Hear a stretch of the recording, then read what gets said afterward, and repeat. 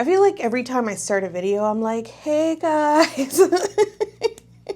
It's been a while. We're gonna address the elephant in the room, and that is that in my last video, I started a whole project about writing a romantasy book, and then I promptly never posted part 2 and was away for a couple of months now, I think at this point. I'll be completely honest and say that I was going back and forth about whether or not I would continue on with this project just because of some of the comments and some of the pushback that I got. And then I quickly realized that the real thing that needed to happen is that I needed to be in a better mental health spot in order to take the good with the bad if I was going to continue with this project. So I will talk about all of that when I do post part 2 because I was really excited for that project. I thought it was fun. I thought it would be like a good creative writing thing to do together. So I will get to part 2 and we'll talk a little bit about what all happened, what people were saying to me. I also have a bunch of other videos that I am partway through that I hope to finish off and post for you guys now that I am feeling slightly better. But today I want to talk to you guys about publishing,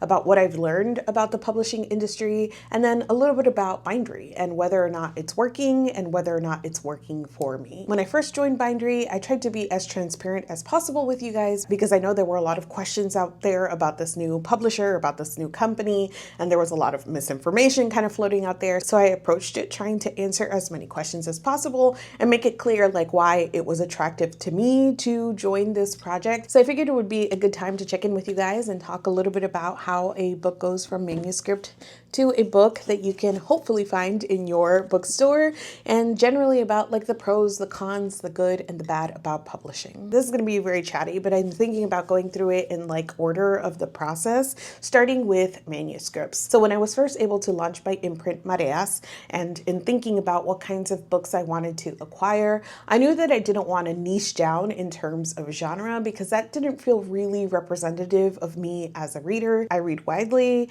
and I do have genres that I read more than others, but I think that me as a reader, as a content creator, I've always been known as somebody who kind of picks and dabbles in everything, and I wanted to keep those options open for me as an imprint. But there were a few characteristics of the book that I knew were important to me. One is that I wanted something well written, right? At the prose level, I wanted it to either have a distinct narrative voice or a very clean, readable style. I do love things that are genre blended, so I was giving priority to genre blended work or things that felt a little left of market. I also wanted something that was thematically rich. I think that at the very beginning, and especially as I was reading manuscripts for the first time, the thing I kept getting hung up on was this idea of representing myself and representing my community and finding something people would like. And it was really interesting to be in that seat versus the reviewer seat, because when I'm reviewing a book, right, it's so much easier for me to contextualize and think about how not everyone is going to like a book and you might like something I don't like or vice versa. But when it was me picking the book for you guys to read, there was a moment there that I kind of just sat in that place of I don't know, will everyone like this? And it was a mental thing that I had to get over. And honestly, from that point, I feel I swung really wide on the other side of the pendulum because I came to this place where I realized, I cannot pick something that everyone is going to like. And in fact, I want to pick something that love it or hate it, it might cause those very extreme reactions, but people are going to walk away from it thinking about it, right? That there's something here thematically, or there's something here that's strange or weird or different or new enough, right? That it felt like a worthy project, and it felt okay, you might not like it at the end or you might love it at the end, but there was something there you were interesting. And so that became my guiding light. And this whole project was okay, is it juicy? Is it thematically rich? Is it interesting? Is it a little weird? Is it a little different? And those were things that I could look for rather than is everyone going to like this? Spoiler alert, no. So the first time I went through reading manuscripts, I was very, very extra. I think because at that point too, I hadn't fully sort of defined what I was looking for and I was kind of all over the place. I read the first 25 pages of every single manuscript that came across my desk in that first round while I was looking for my first book. And it honestly was time very, very well spent because I think it really helped me define what I was looking for. And it also helped me to see some patterns. I was less concerned with like the pitch letter, because there was something to me personally, like just as an outsider thinking about like just people reading the pitch letter and not giving the manuscript like a fair try, that I was like, well, that's not fair.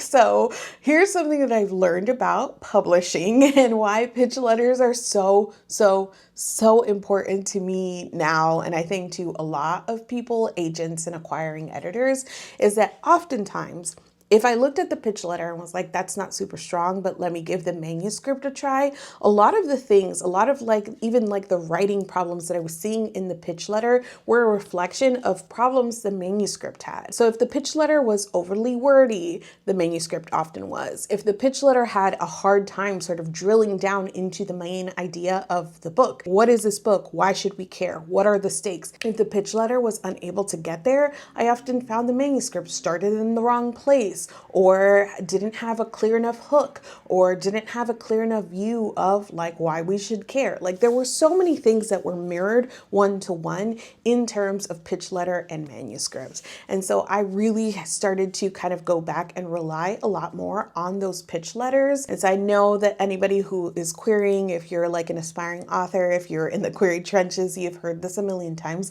but those pitch letters are so important. And it's not, to me personally, even a time-saving thing, right? I imagine it is for people who are doing this full time and who receive like maybe way more manuscripts than I do. But I've just found that it's such a good early indicator of skill. I don't know how things are done across every publisher, but something that's important to me in my process as I've been going through this and I've identified a manuscript that I might want to put an offer on is actually meeting with the author and doing like a little vibe check with the author. At that point, when I have that meeting with the author, it's usually with our acquisitions director, with the author and their agent, and we just have a little chat and I'm able to tell them what I loved about their novel and start to give those like first high-level editorial notes. This is really important to me because I want to make sure that the author is on the same page in terms of like my vision for the book. Like if I go into the meeting and I say, you know, I really think that this relationship needs to be teased out more or slowed down more or something, and the author's thinking, absolutely not, that is not something I would change,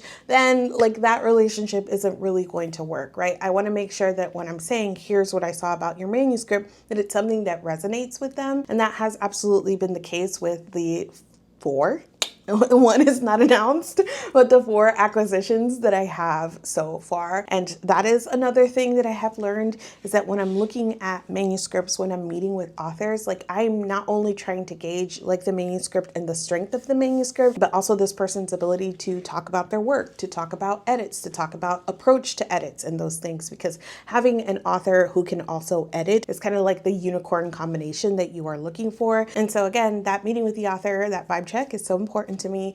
And I think important for authors is like developing your ability to edit yourself and to take feedback and incorporate it. So after we meet with the author, that's when we go into the offer stage. And I think one of the like biggest sort of things that I've had to wrap my mind around in terms of like publishing and the publishing industry is just the timeline of everything and the like go stop of everything. There are times where I feel like I'm incredibly like busy and inundated in the whole publishing process.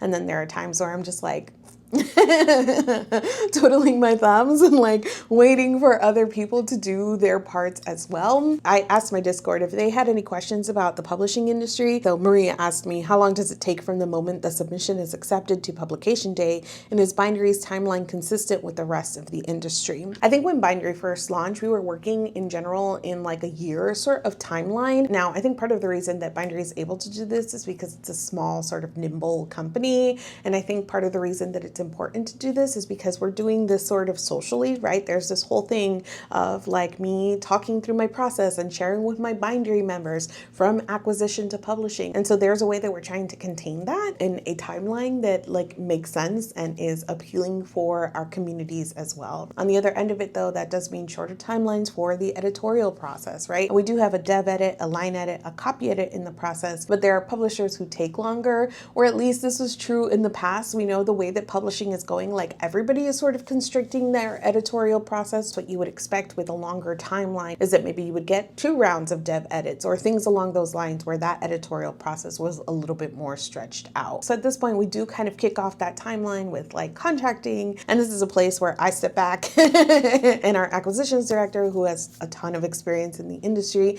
is negotiating with the agent, is negotiating the terms of the contract. At this point, it's mainly about subrights and like the specific language of the contract. I think subrights have been something like of a mystery to me. Genuinely, this has been where I've asked the most questions. For the bindery releases, it's print, ebook, and audiobook. That is kind of like what we're trying to get standard, and then adding subrights for translations or TV and film. So after the contract is signed, we onboard the author in terms of like what the process with bindery and Girl Friday, who is the packager that we work with, like what all that would look like. I've had fantastic experience working with Girl Friday. We have project managers that we are assigned to, and then from there we are assigned editors through Girl Friday as well. And every single person, genuinely every person that I've worked with at Girl Friday was fantastic. They're so competent, they have so much experience, they're very, very good at their jobs, they're on top of it. Like they have everything planned down to a T. They're very communicative. I feel like I always have information about where we are in the timeline. They're also very responsive. Like I have nothing but glowing reviews for Girl Friday and for every project manager that I've worked with. And at this point in the onboarding, this is where I'm able to give my detailed editorial feedback. I give all of my notes on the manuscripts, and this goes to the editor, to our project manager, and then the editor is able to read through, take my notes into account, and then kind of feed that to the author through the editorial process. So after I've given all of my editorial feedback, and then also just kind of like my vision for the book, where do I see it shelved? Who are the readers? What do I think about when I think of the cover? What were the things that like spoke to me most? Like those are the kinds of things that they really dig into. Then I kind of step back, right? And then let the editors do their job. I have been very, I would say lucky, I suppose, with working with my authors, that we have just had a good relationship and a good rapport, that they will still reach out to me though and be like, what do you think about this? And how about this? And like getting feedback as they're going through their edit notes and things along those lines. So I'm available as a resource if they ever need me, 100%, because ultimately it's their book and the decisions are in their hands. I'm the publisher here. I'm not the author. I'm not making these decisions, but also like I'm a partner. And if they ever need anything throughout this whole process, I'm here. During this time, we're also cover designing, which has to be my favorite part of the whole experience. That's what I've learned about publishing. I love the cover design process. Charlotte Strict is the creative director at Bindery, and her process is very, very interactive, and she is just so good at her job. We usually have, again, an onboarding session with me, the author, with Charlotte, and our project manager, where we talk big ideas and vision. Charlotte comes with mood boards, right, of like the story. And so we start there, and then she finds an artist to work with to design the cover. And I love that Bindery has the ability to really listen to the author. We also have a meeting with the director of marketing in our PR firm that looks out, I want to say it's like maybe 6 months out to publication. And we're talking about early promotion. We're talking about who they're pitching to in traditional media. And so we lay out what the PR firm is doing, what Bindery is doing, and what I'm doing as an influencer in order to make sure that we have all of those areas covered leading out to the publication of the book. Bindery is working with our partners to make sure books are getting into bookstores. One of the things that has been really interesting for Bindery is that we have seen our like greatest sales numbers coming through indie bookstores versus even like Amazon or Barnes and Noble, which I think is just so characteristic of like the audience that Bindery is capturing, right? They are people who love books, who really love books, who understand the industry, who enjoy the content creators that they are following. And that feels like the population of people to me that is going to be mindful about shopping indie, shopping local versus shopping Amazon or things along those lines. We are also on Amazon and Barnes and Noble, right? It's wide distribution, but I think it's really interesting that we're just seeing so much success in terms of partnering with indie bookstores. Like there's so much that happens behind the scenes in terms of how booksellers hear about books and the ways that they decide what to stock in their stores. That has been really interesting to learn to me. There's lists that they follow. There's like conferences that they attend. to hear about what's new in the season and things along those lines. And so there's so much work that goes into just like getting the word out about your book and being like, please carry my book, that Bindery is on top of, but that I've also been trying to support. So I reached out to my local indie bookstore and say, hey, I'm in South Florida. I publish books. Here's what's coming out. I've walked into my local Barnes & Noble with a sell sheet and being like, hey, you're my local Barnes & Noble. Do you want to carry this book? And we've done some email marketing with some indie bookstores as well, just trying to get this in front of people. Barnes & Noble is a whole other beast. Since they moved from having like a buyer at Barnes & Noble to like every store doing the buying, I think that introduces its own challenges because there's like a sense of like store by store now. And we're seeing that even best-selling authors and big names in publishing, big recognizable author names, are having a hard time with Barnes & Noble stocking their books. It's been like very hit or miss about whether a Barnes & Noble is carrying the unmapping. So there's that constant work as well. I'm trying to reach out to these people, show proof of concept, especially in terms of the reach that we have as content creators, and driving people towards these books so that we can have people continue to carry these things in their stores. I think that kind of covers everything I wanted to say about the publishing side of it. The timeline of it all and how slowly people move. I feel like publishing at large is moving at a snail's pace always, but then also just because of my position in all of this, it is so stop and go sometimes for me. I think that it has been made better by having a few books now in the publishing process. So the unmapping is out and now I'm just sort of like making sure people stay aware of this, request it from their library, go out and buy a copy, leave a review. So this is in promotion. Orange Wine is coming out on September 30th, so we're still pushing pre-orders, asking people to add it to your to-read shelf on Goodreads. I know it's like such a simple, silly thing, but just adding it shows interest in the book, which really helps, especially as we're talking about booksellers sort of gauging if there's interest in what to carry. So things like people showing interest on Goodreads is like really important. So continue to promote this and push pre-orders. And Esperanza and I are going to be on a podcast, so this is still in promotion phase as well. Our Sister's Keeper, which is my third book, is going to have a cover reveal this week, and we just saw like the final formatting for the inside of the book. So we're entering into ARC stage with our Sister's Keeper. We're doing blurb requests for our Sister's Keeper, and then I have a fourth acquisition which hasn't been announced yet. We're going to do an announcement next month, and then after that we should be kind of kicking off the full process of entering into editorial. So having multiple books in like different stages has helped me feel like not so much like stop and go, like there's always something going on, but just generally the process is really up and down, and everybody in publishing is so slow.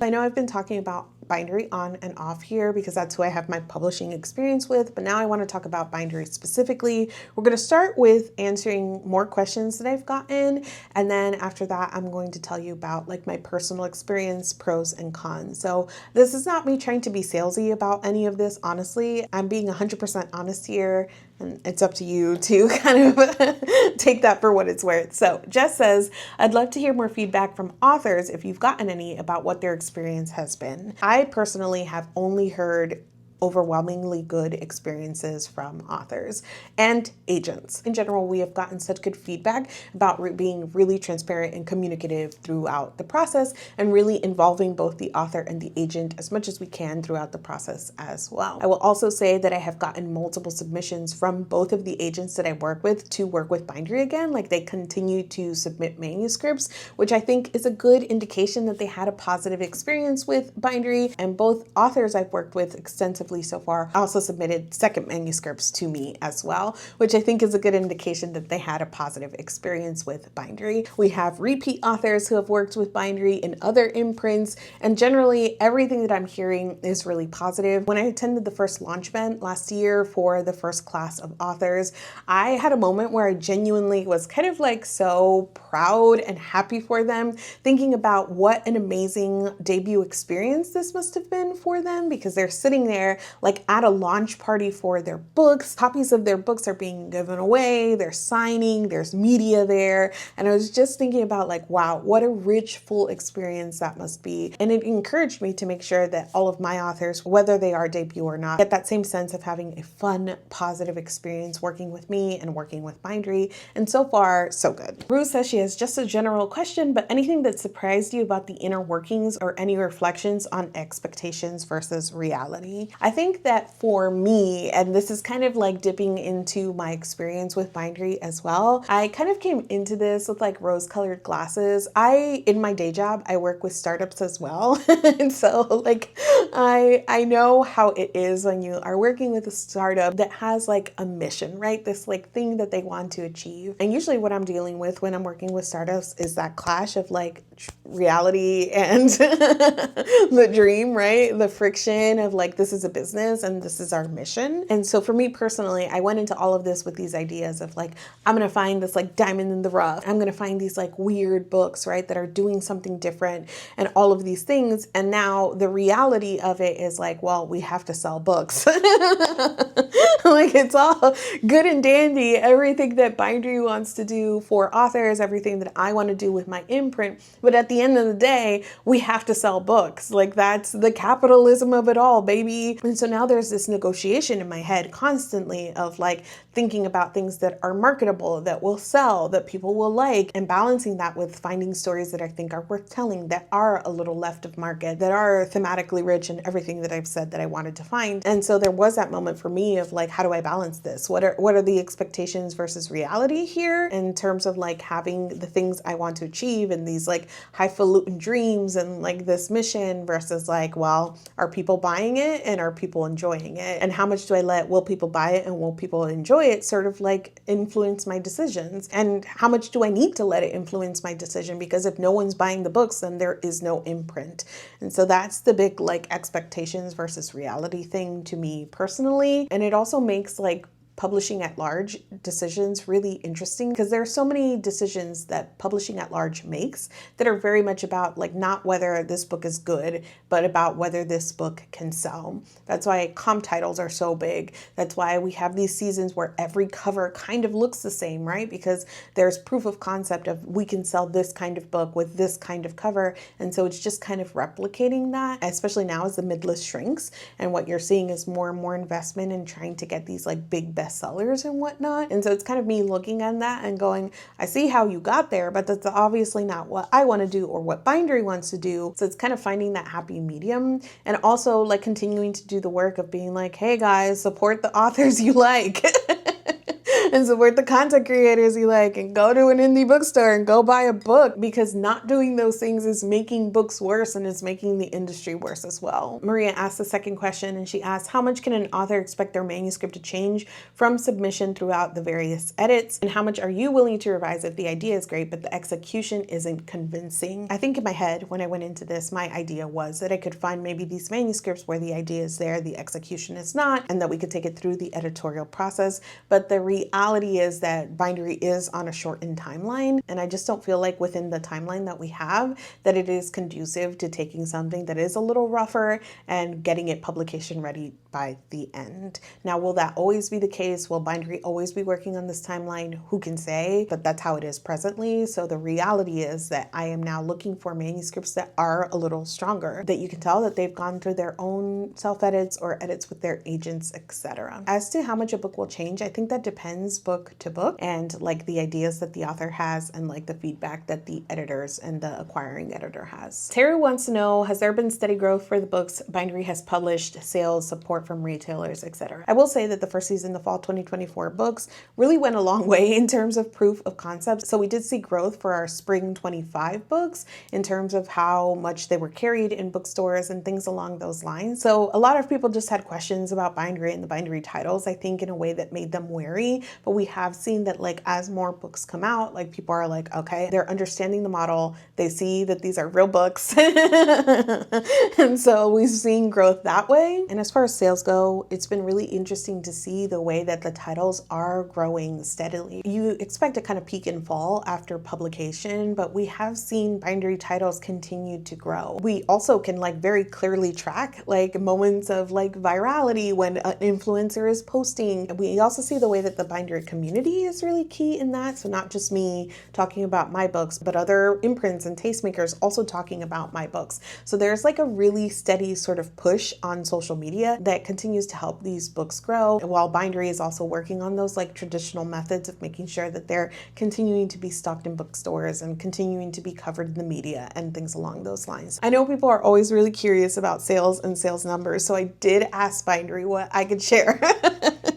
Because I mean, that would be my first question. Well, like, are the books selling? Is it working? Is the business model working, right? We hear about the bestsellers and we hear about the breakaway successes, but that is such a like little portion of like all of the books that are published. So I wanted to understand what it looks like for your average book, right? What does like sales and success look like? So I found a couple of sources that say that 90% of all traditionally published books sell less than 2,000 copies in their entire lifetime. And so far, all of the books that bindery has published in fall and spring have cleared that number. And that's even more impressive to me because not only is bindery new, but a lot of these authors are debut authors, and they're debut authors that don't have platforms, right? Because this is kind of at what the heart of bindery was thinking about. In addition to thinking about how they can make a model that is more lucrative for the authors, they were also thinking about how content creators sell books, and in a way that is often just sort of free marketing for publishers. Content creators are selling without receiving any sort of the monetary benefits of that. So that was a portion that bindery was looking at. And then also thinking about how do they leverage people who know the content creation side of it and who have the platforms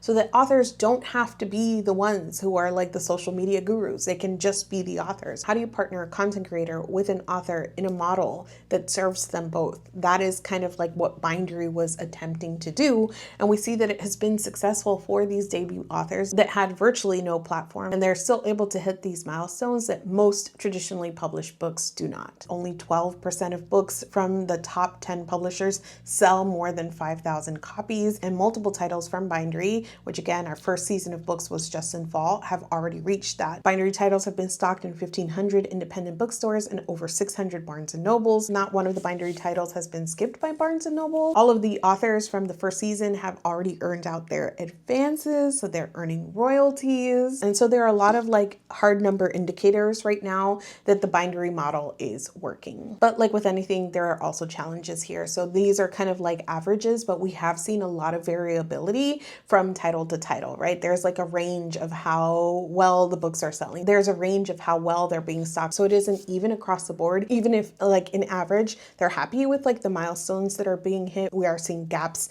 in performance from title to title. And then the pro con of like the social media portion of this is that sales do correlate to social media buzz, right? These authors are partnered with people who know social media better, right? I'm a content creator, but if you ask me personally, like what is going to succeed on social media, like who the hell knows? Any video I make, I never have a clear sense of if it will do well in the algorithm or not. There's just a lot of unknown. And so we've seen, again, sort of that up and down, that gap in performance tied a lot to just generally social media buzz and social media reach. And then for bindery, there's just things tied to being a new, small, independent publisher. For instance, pricing, I think, is a big one. They don't have the ability that larger publishers do to work within that lower pricing. Like for printing, for example, they're still building a backlist, so there isn't consistent backlist revenue. And so all of that really means that it's still in building and growth stage. And so they're having to scale thoughtfully, which is also very much a startup thing. Making sure that you are scaffolding things well and building things well. As a tastemaker, I see that also, right, where we're like even using their platform or thinking about things. We're like, we could do this and we could do this. And they're like, okay, give us a second. And they're a small team and they're thinking really thoughtfully about like how to use the revenue that they are building while they're still in this growth stage. So we've gotten to the point of me just kind of wrapping up with my personal experience of all of this. And I've had a generally positive experience. I think that at the end of it, like holding a product, holding a book, working with Denise, working with Esperanza, working with Jasmine is incredibly incredibly rewarding. Like that portion of it really cannot be replicated, and I love it so much. There are other things though that like weigh on me, right? This is a lot of work. I do make money on my membership platform, but it is a lot of investment of time and work on the front end before you even ever get a book published and you could even ever start to think about royalties. I will say that like a thing that I did not really think all the way through and it is like a personal me thing. It drives me absolutely batty.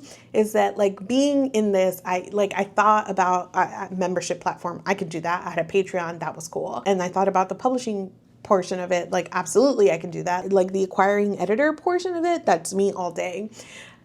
You are also selling. I feel like I'm constantly thinking about how I also have to be selling, and I hate that. I wish that it were true that I like just me. You guys know me. I've built this platform. You know my taste. You know my reviews. And the idea is that if I said I enjoyed this book as a look at how chaos and catastrophe affects different people, I enjoyed it because it's a group of messy characters making complicated decisions and both looking at the way that large-scale chaos affects community and also the self. I enjoyed the way it wove together different perspectives. I enjoyed the way that it doesn't give you clear answers. It doesn't tell you this is good or this is bad, but it lets you think about how you would react in an emergency and who the people are that are around you, the imperfect, messy people that you would need to work with, and what it means to work at different levels to all be rowing in the same direction of a solution, and what it means to be on the precipice of like climate disaster. I love those things in this book. I think it is page turning. I think it leaves you thinking. I think that Julia Whalen on the audiobook is phenomenal,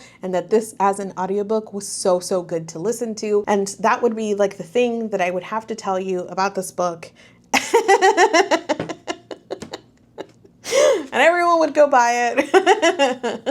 And you know, it has been a little more selling than that. And I never want to feel like I'm the door-to-door salesman, or that I'm turning this that I do into like a wholly transactional sort of relationship or into just a salesy thing. So I'm also having to like be really mindful about how I balance my content at the same time that I'm also just like very excited about these books, right? Like apart from anything about sales, I also just want you guys to read these and trying to show that earnestly to you guys about like how much I enjoy this process. I'm really mindful about what I'm picking. I'm really excited that Esperanza Hope Snyder has a book inspired by her grandparents set in Colombia coming out during Latina Heritage Month. I'm really excited that Our Sister's Keeper by a Black woman about Black womanhood, about intersectional feminism, about the things that Black women carry and how we do that while also building and staying in sisterhood. Like I'm so excited for you guys to read that. Like I'm being very intentional, and I never want it to like cross over into salesy. And so balancing that has been tough on me. And it is something that if somebody came to me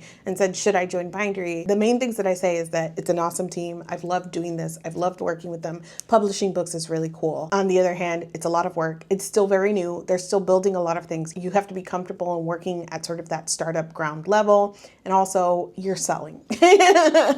You have to be comfortable with pitching yourself and pitching your product. I hope that this was interesting and useful for you guys. If you have any specific questions that I did not cover here, please leave them for me in the comments. I'm happy again to be as transparent as I can be about all of this. If you have not yet followed me on Bindery, you can do so for free. It's like a newsletter. It just goes into your inbox, and even just showing the growth in my community and interest in my community is very helpful. If you have a book budget that you have every year and you can take $5 a month from that book budget to subscribe to my membership, I would be eternally grateful. Again, that is part of how we offset the cost of publishing these books. It shows interest in my community. It shows growth in my community. The membership portion of this is so important. So if you enjoy my content and want to support me, or if you want a behind the scenes look at all of this a little more closely, we're in the ARC stage of Our Sister's Keeper, but we're just about to launch a new process, which means that you can be there from the beginning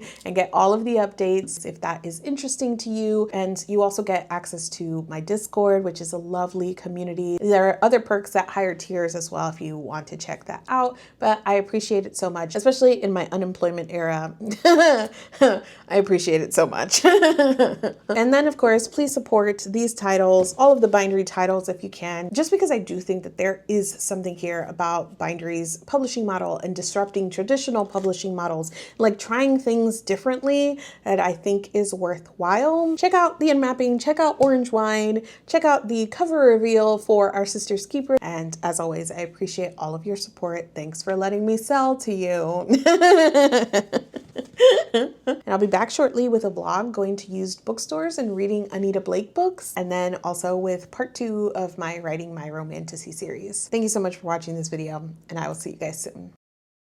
Would you read this book? It follows a newlywed couple with big dreams moving to an all-black Freetown in the Mississippi Delta in the 1920s post-Reconstruction. But when they get there, the main character Thea realizes that she's being haunted by ghosts that only the women in the town can see. Turns out that this idyllic town is made possible by this group of women who take on the pain and traumatic memories of the men, allowing the men to live free from their pain, even as those memories then go on to haunt these women. This is a Southern Gothic psychological horror that's blended with that historical element. It is about Black sisterhood and rage and resistance. If you enjoyed Sinners this year, I think you will really enjoy the vibes here. Sub out vampires for ghosts, but it's still that story that is using the haunting as this vehicle to explore legacy and history and generational trauma. And today I get to show you the cover for the very first time. We wanted it to give the impression of both time and genre, those two blended things, that 1920s Art Deco style, while still giving spooky vibes. We worked with the artist Livia Carpenetto, and the creative director was Charlotte Strict, and this is Our Sister's Keeper by Jasmine Holmes. Isn't she gorgeous? Isn't she lovely? Isn't she beautiful? I love this so much. There are so many elements here that mean so much to the book, from the couple in the train, the town in the background, the ghost coming out of the steam of the train itself, so many elements that are really important to the story. This is coming out summer 2026, and I know that's a while away, but this is already available for pre-order. You can add it to your shelves on Goodreads, and all of those things go a really long way in showing support to Jasmine Holmes, the author, to this book about Black women's experience and intersectional feminism, to me, a small indie publisher, and we appreciate all of that support. So you guys know what to do. Add it to your Goodreads, pre-order this if you're able, start spreading the word about this book. I know you guys are going to love this one. I'm so excited for you to read it. Congratulations to Jasmine. And just one more time so you guys can look at her. Okay, thank you, bye.